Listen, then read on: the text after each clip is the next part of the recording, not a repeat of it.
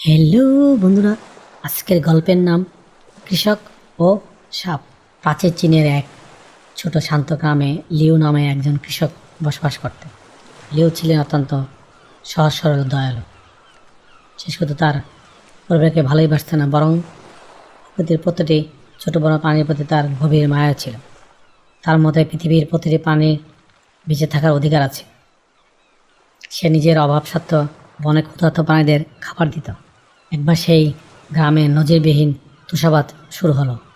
আর কাঁপানো শীতে চারিদিকে মাটি বরফে ঢাকা পড়ে গেল। একদিন সকালে লিউ তার খামারের দিকে যাচ্ছিল।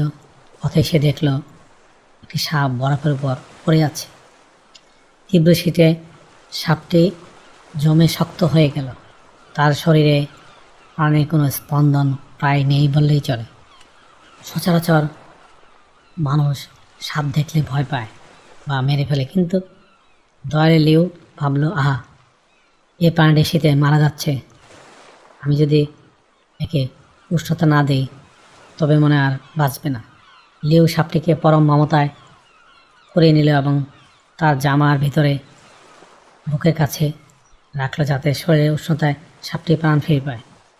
সে জানত সাপটি বিষাক্ত হতে পারে, কিন্তু তার দয়া ছিল ভয়ের চেয়ে অনেক বড়। কিছুক্ষণ পর লিউ এর শরীরে তাপে সাপটির জমে যাওয়া রক্ত আবার সচল হতে শুরু করলো। সে ধীরে ধীরে নড়াচড়া শুরু করতে লাগলো। লিউ মনে মনে খুশি হলো এই ভেবে যে সে একটি প্রাণ বাঁচাতে পেরেছে। সে সাপটিকে নিজের ঘরে নিয়ে আসলো এবং আগুনের পাশে বসে তাকে দুধ খাবার দিল। সাপটি যখন পুরোপুরি সুস্থ হয়ে উঠল, তখন তার আদিম নিষ্ঠুর স্বভাব ফিরে এলো।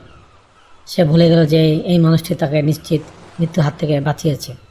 তখন লিউ তার আদর করে আবার কাছে তুলে নিতে চাইল। তখনই এই সাপটি ফনা তুলল এবং মুহূর্তের মধ্যে লিউয়ের হাতে তার বিষাক্ত ছোবল বসায় দিল। লিউ ব্যথায় চিৎকার করে উঠল, বিষের যন্ত্রণায় মাটিতে লুটিয়ে পড়ল। সে অস্ফুট স্বরে বলল, আমি তোর জীবন বাঁচিয়েছি আর তুই আমাকে ধ্বংস করলি কেন? সাপটি পালানোর সময় ঠান্ডা স্বরে বলে গেল, তুমি জানতে আমি একটি সাপ, ছোবল দেওয়া আমার স্বভাব।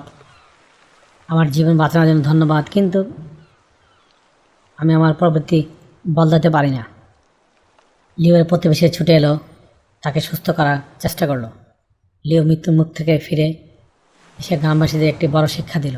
সে বলল, কারো প্রতি দয়া করে আগে তার স্বভাব সম্পর্কে সচেতন হওয়া জরুরি। যে প্রাণী বা মানুষ অন্তরে বিষ থাকে, তাকে ভালোবাসা দিলেও সে সুযোগ পেলে সবল দিবেই। লিও বেঁচে গেল, তার হাতে সে অক্ষতটি সারা জীবন তাকে মনে করে দিত যে অন্ধকার অথবা অন্ধ দয়া কখনো কখনো আত্মঘাতী হতে পারে। হ্যালো বন্ধুরা, আজকের গল্পটি কেমন লাগলো কমেন্টসের মাধ্যমে নিচে জানিও। আবারও দেখা হবে অন্য কোনো গল্পে।